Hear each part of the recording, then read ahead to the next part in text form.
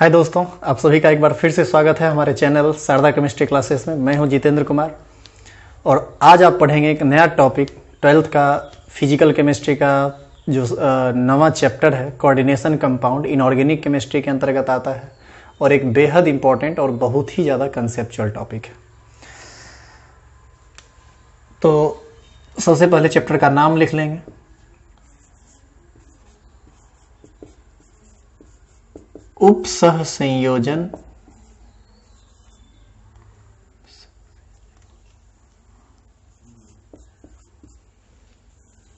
यौगिक,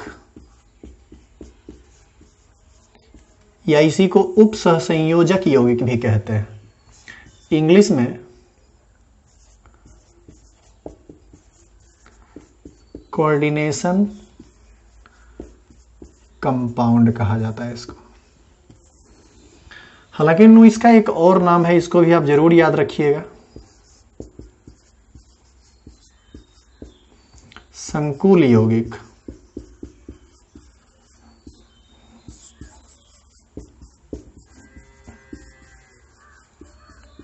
complex compound, ये इस नाम से भी जाना जाता है।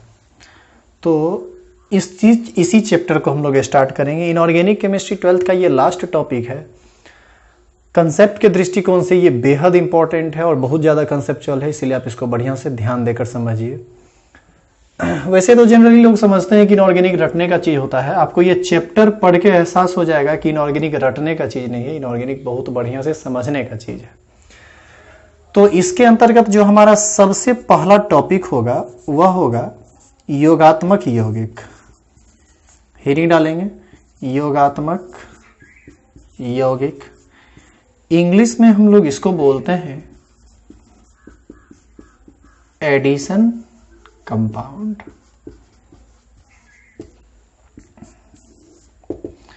अब ये योगात्मक यौगिक क्या होता है? योग का मतलब होता है जोड़ना। बाबू, उस सभी यौगिक को हम लोग योगात्मक यौगिक कहते हैं जिसका निर्माण दो या दो से अधिक यौगिकों के आपस में योग से होता है। यानी वह यौगिक जिसका निर्माण दो या दो से अधिक यौगिकों के आपस में जुड़ने से होता है उसे योगात्मक यौगिक कहते हैं। तो आप इसको डिफाइन कर लीजिए, लिख लेंगे वह यौगिक जिसका निर्माण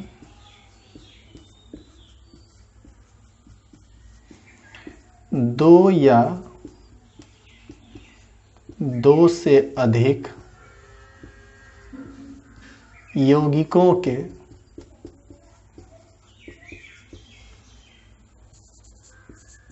के आपस में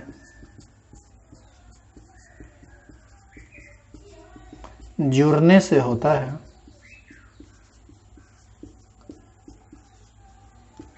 उसे योगात्मक यौगिक कहते हैं। अब ये किस तरह का यौगिक है भाई, जो दो या दो से अधिक यौगिकों के जुड़ने से बनता है? तो आप इसका एग्जाम्पल देखिए तो आपको समझ में आ जाएगा कि ये कैसा यौगिक है। आप लोग फिटकरी का नाम सुने होंगे, K2SO4 इंटू Al2SO4 का होल 3 इंटू 24H2O। इसी को पोटास एलम या फिटकिरी कहा जाता है। आप देख सकते हैं ये पूरा एक कंपाउंड है, लेकिन इस एक कंपाउंड में पोटेशियम सल्फेट, अल्युमिनियम सल्फेट और वाटर ये सब आपस में जुड़ा है, तब जाके ये बना है। इसीलिए इसको हम लोग एडिशन कंपाउंड कहेंगे। तो इसी टाइप के कंपाउंड को हम लोग योगात्मक यौगिक कहते हैं। और भी तरह के एग्जाम्पल हैं जो आगे आप समझेंगे। अब जानिए ये योगात्मक यौगिक दो तरह के होते हैं।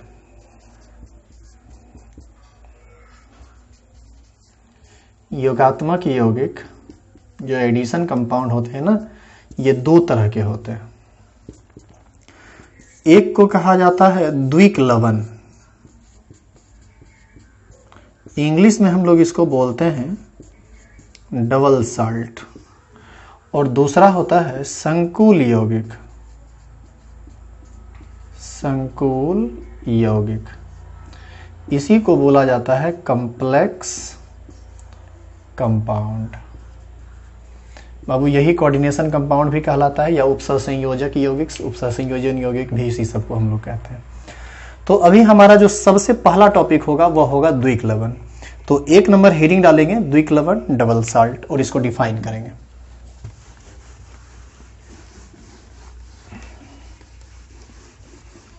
अब ये द्विक लवण क्या होता है बाबू? द्विक लवण वह यौगिक होता है जो अपना सभी, यदि आप इसको जलीय विलयन में डालोगे ना तो इसका सभी अवयवी आयन पूर्ण रूप से टूट जाता है। तो लिखेंगे वह योगात्मक यौगिक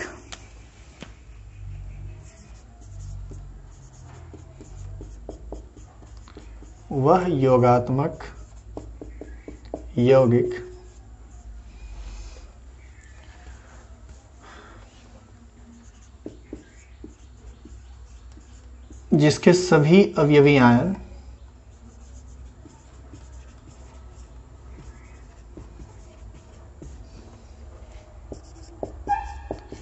जलीय विलयन में पूर्ण रूप से वियोजित हो जाते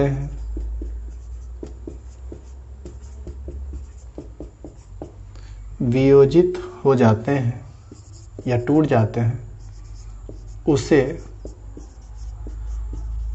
द्विक लवण कहा जाता है। जैसे आप एक एग्जाम्पल देखो, एग्जाम्पल से आपको बेहतर समझ में आएगा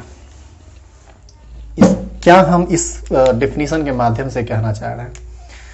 जैसे KCl into MgCl2 into 6H2O, ये एक यौगिक है बाबू। ये पहला एग्जाम्पल है आपका, इसका नाम है कार्नालाइट। मैग्नीशियम का ये मिनरल है, ओड भी है इसी का, इसी से मैग्नीशियम का एक्सट्रैक्शन किया जाता है। इसको जब आप देखो, इसमें पोटासियम क्लोराइड, मैग्नीशियम क्लोराइड और वाटर है, तीनों जुड़ा हुआ है। लेकिन जब आप इसको वाटर में डालोगे ना तो वाटर में डालने के साथ ही KCl टूट जाता है K+ Cl- में, MgCl2 टूट जाता है Mg++ और 2Cl- में, और वाटर में जाके मिल जाता है।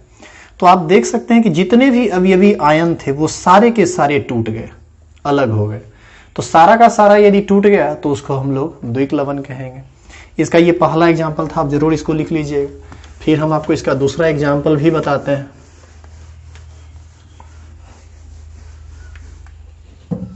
जैसे फिटकिरी K2SO4 इंटू Al2SO4 का होल 3 इंटू 24H2O। बाबू जब आप इसको पानी में, ये अगला एग्जाम्पल है, इसको जब आप पानी में डालते हो तो ये भी टूट जाता है। कैसे? ये टूटता है 2K+ SO4-। देखो ये अलग कंपाउंड, ये अलग कंपाउंड, ये अलग कंपाउंड, सब आपस में जुड़ा तो फिटकिरी का निर्माण किया। पानी में डालोगे सब टूट जाएगा, पोटेशियम अलग, सल्फेट अलग, अल्युमिनियम अलग, सल्फेट अलग, वाटर अलग, 2Al3+ और 3SO4 2- और वाटर में जाके मिल जाता है। तो ये सब के सब टूट गए, जितने भी अवयवी आयन थे। अवयवी आयन का मतलब जिस आयन से उसका निर्माण हुआ है, सब का सब खंड वखंड हो गया। तो ऐसी स्थिति में ये क्या कहलाएगा? डबल साल्ट कहलाएगा, क्योंकि यह एक ऐसा योगात्मक यौगिक है जो जल में डालने पर अपने सभी अवयवी आयन को अपने से अलग कर दिया है, वह केटायन और एनायन में बदल गया है। अब हमारा दूसरा टाइप होगा, और दूसरा जो टाइप है यह है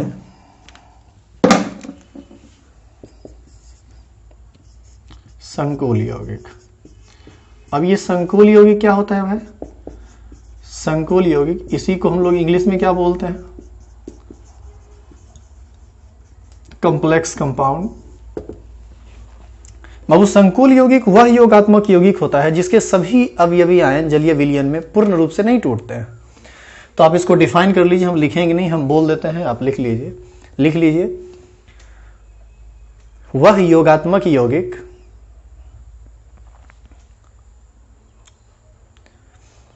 जिसके सभी अवयवी आयन जलीय विलयन में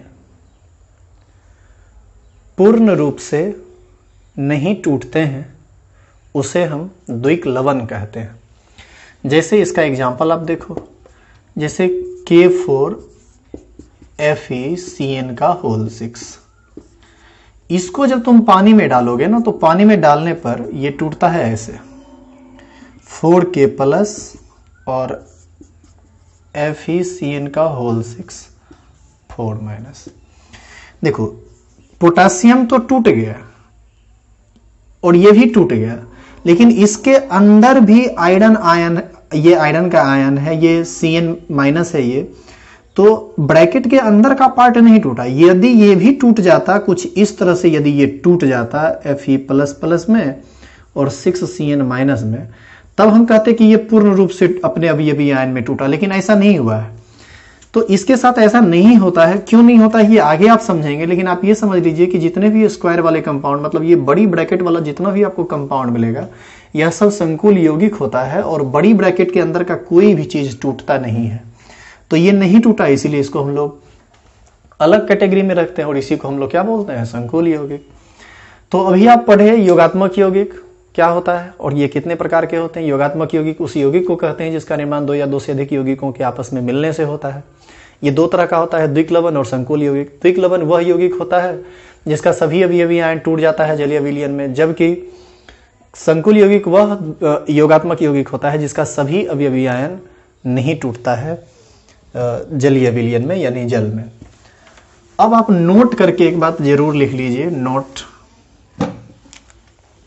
करके लिखेंगे। हम इस सब बात को लिखेंगे नहीं, आप खुद से लिख लीजिए, हम लिखा देते हैं। नोट करके आप ये लिखेंगे कि द्विक लवण जलीय विलयन, लिखिए नीचे नोट कीजिए और लिखिए, द्विक लवण जलीय विलयन में ठोस अवस्था में नहीं रह सकते हैं, जबकि संकुल यौगिक जलीय विलयन में ठोस अवस्था में रह भी सकते हैं और नहीं भी रह सकते हैं। वीडियो को पॉज करके लिख लीजिएगा, एग्जाम्पल देखिए। अब हम इसमें क्या बोले आप दो एग्जाम्पल से समझिए। जो बात अभी हम नोट में लिखे हैं उसी को हम दो एग्जाम्पल से समझाते हैं। जैसे KCl into MgCl2 into 6H2O, ये द्विक लवण है। और एक हम संकुल यौगिक लेते हैं जैसे FeCO का होल 5। बाबू इसको पानी में डालोगे ना तो पानी में डालने के साथ ही ये टूट जाएगा K plus Cl minus Mg plus plus 2Cl minus में। और जब इसको पानी में डालोगे ना तो ये विघटित टूटता ही नहीं है, नहीं टूटता है। तो केटायन और एनायन में बदल गया तो वो पानी में जाके घुल जाएगा, उसका सॉल्वेशन हो जाएगा, हाइड्रेशन हो जाएगा, वो घुल जाएगा तो वह सॉलिड स्टेट में यानी ठोस अवस्था में नहीं रह सकता है। ये टूटा ही नहीं, तो पानी में डालेंगे तो वो नीचे जाके बैठ जाएगा सॉलिड के रूप में। तो ये एक एग्जाम्पल है जिसमें आप देखिए कि ये सॉलिड के रूप में रह गया, मतलब ये ठोस अवस्था में रह सकता है। और एक बात और लिखा गया कि ये ठोस अवस्था में नहीं भी रह सकता है। अब इसी में दूसरा कोई कंपाउंड ले लो एग्जाम्पल, यहां तक आप उतार लीजिएगा, इसका एक एग्जाम्पल आप और लिख लीजिए। ये सॉलिड अवस्था में रहेगा, लेकिन इसी टाइप का एक एग्जाम्पल ऐसा हम आपको बताते हैं जो सॉलिड अवस्था में नहीं रहेगा। देखो कैसे, वो ये है जैसे K4FeCN का होल 6। आप इसको जब पानी में डालोगे ना तो पानी में डालने पर ये टूट जाता है 4K प्लस और FeCN का होल 6 4 माइनस। आप देख सकते हैं ये आयन तो ये टूट गया तो घुल जाएगा, और घुल जाएगा तो ये सॉलिड अवस्था में नहीं रहेगा। तो वहां क्या था और यहाँ क्या है, वहां पर ब्रैकेट के बाहर कुछ नहीं था, यहाँ ब्रैकेट के बाहर कुछ है। ये टूटता है लेकिन वो टूटता नहीं, यानी ये टूट भी सकता है, नहीं भी टूट सकता है, तो सॉलिड अवस्था में रह भी सकता है, नहीं भी रह सकता है। इस स्थिति में ये जल में ठोस अवस्था में रह भी सकता है, नहीं भी रह सकता है। लेकिन जो द्विक लवण होते हैं वह कभी भी जल में ठोस अवस्था में नहीं रह सकता है, उसका एग्जिस्टेंस नहीं हो सकता है सॉलिड फेज में। चलिए अब आगे हम लोग इसमें देखेंगे सम नेमिंग टर्म्स।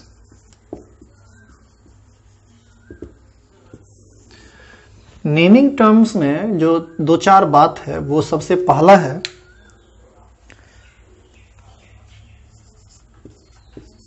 उपसह संयोजन क्षेत्र, पहला बात है। दूसरा है आयनन क्षेत्र, तीसरा है केंद्रीय परमाणु और चौथा है लिगैंड। इसको ना संलग्नी भी बोला जाता है। आप इसका स्पेलिंग हिंदी में देख लीजिएगा कैसे लिखा हुआ है, इस तरह से कुछ लिखा हुआ होता है।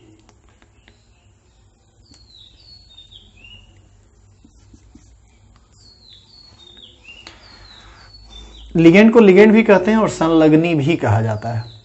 अब ये उपसंयोजन क्षेत्र, आयनन क्षेत्र, केंद्रीय परमाणु और लिगेंड क्या है, इसको आपको हम एक एग्जांपल में बताते हैं। अच्छा, एक बात, द्विक्लवन के बारे में आपको नहीं पढ़ना है, आपको पढ़ना है कोऑर्डिनेशन कंपाउंड के बारे में, यानी संकुल यौगिक के बारे में। तो संकुल यौगिक के बारे में ही नेमिंग टर्म की मैं बात कर रहा हूं, मतलब some naming terms of coordination compound.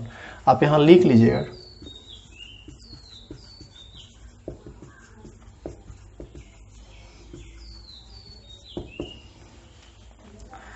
तो एक एग्जाम्पल देखिए, इस एग्जाम्पल से आपको हम सारा बात समझाते हैं। सबसे पहले किसी भी संकुल यौगिक को पहचानने का तरीका देखिए। जैसे K4FeCN का होल 6, ये कंपाउंड है संकुल यौगिक। किसी भी कंपाउंड में यदि स्क्वायर ब्रैकेट हो, बड़ी ब्रैकेट हो, तो समझ जाइए वो संकुल यौगिक है। अब इस संकुल यौगिक के कुछ नेमिंग टर्म की बात करते हैं। इसका कुछ भाग ब्रैकेट के अंदर है और कुछ भाग ब्रैकेट के बाहर है, यानी इसका दो भाग है, एक भाग जो ब्रैकेट के अंदर है और एक भाग जो ब्रैकेट के बाहर है। ब्रैकेट के बाहर के भाग को हम लोग कहते हैं आयनन क्षेत्र, और ब्रैकेट के अंदर के भाग को कहा जाता है उपसहसंयोजन क्षेत्र।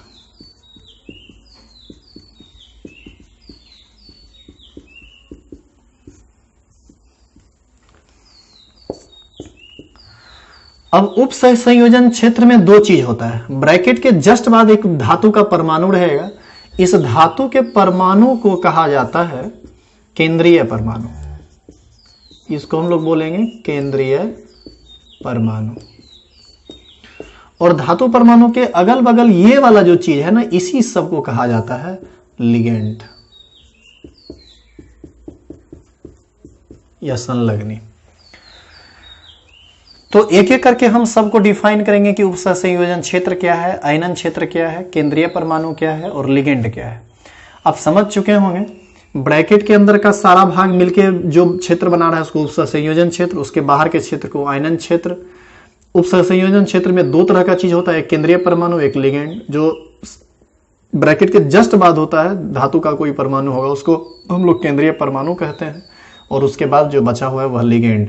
ये लिगेंड एक तरह का हो सकता है, कई तरह का हो सकता है, ये हमेशा दो या दो से अधिक रहता है, जबकि केंद्रीय परमाणु हमेशा केवल और केवल एक ही रहता है। चलिए अब हम एक एक करके सबको डिफाइन करेंगे। आप ये सबको लिख लीजिएगा जो भी हम मिटा रहे हैं, उसके बाद सबको लिखना शुरू कीजिएगा। तो हमारा जो सबसे पहला टॉपिक है वह है उपसंयोजन क्षेत्र। इंग्लिश में ये हेडिंग जरूर लिख लीजिएगा। इसको हम लोग बोलते हैं कोऑर्डिनेशन स्फीयर। कोऑर्डिनेशन स्फीयर किसको कहेंगे, फिर से हम इस कंपाउंड को लिखते हैं और आपको बताते हैं कि कोऑर्डिनेशन स्फीयर क्या होता है। देखिए ये पूरा उपसंयोजन यौगिक है, और उपसंयोजन यौगिक में ये केंद्रीय परमाणु है और ये लिगेंड है। केंद्रीय परमाणु और लिगेंड आपस में एक साथ बड़ी ब्रैकेट के, बड़ी कोष्टक के अंदर रहते हैं। इसी क्षेत्र को हम लोग उपसंयोजन क्षेत्र कहते हैं। तो हम लोग डिफाइन करेंगे, आप लिखना शुरू कीजिए। हम लोग लिखेंगे, लिखिए तो उपसंयोजन यौगिक में कॉमा केंद्रीय परमाणु तथा लिगेंड एक साथ बड़ी कोष्टक के अंदर रहते हैं।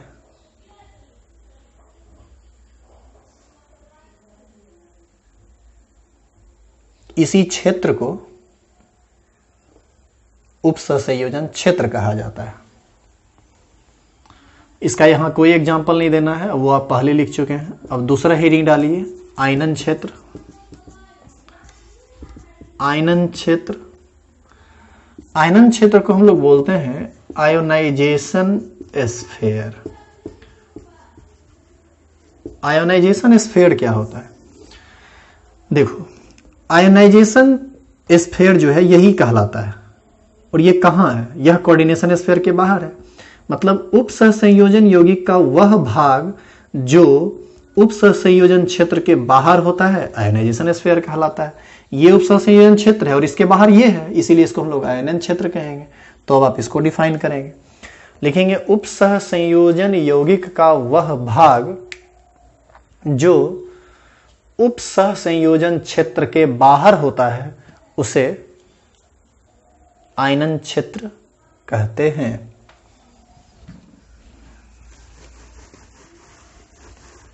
कहीं भी आपको लिखने में कोई परेशानी हो तो आप बता दीजिएगा, टाइम को इंडिकेट करके बता दीजिएगा, तो हम आपको हेल्प कर देंगे बाद में यदि कोई परेशानी होगी तो। इसका जो तीसरा टर्म है वह है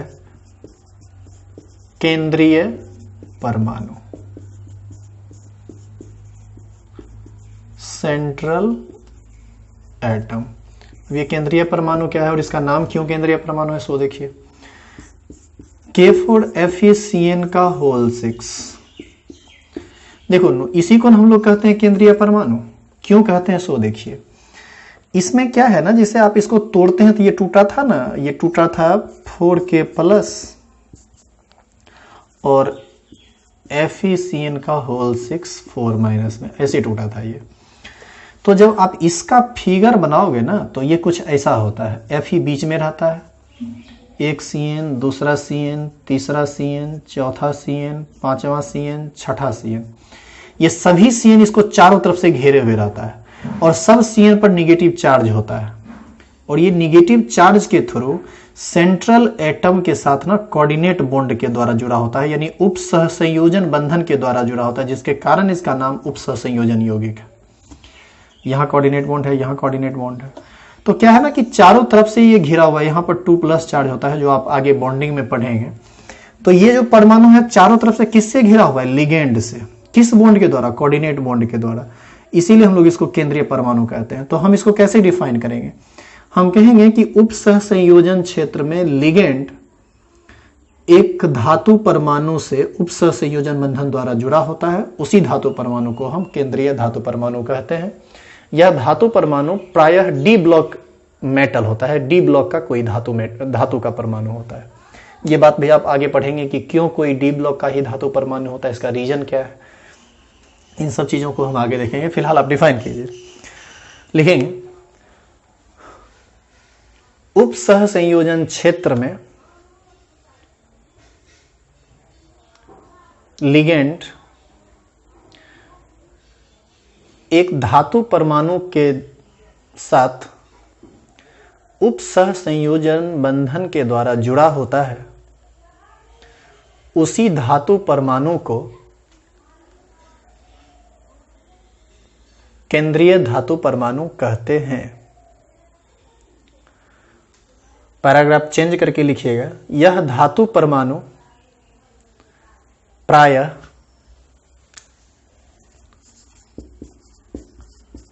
डी ब्लॉक एलिमेंट होता है।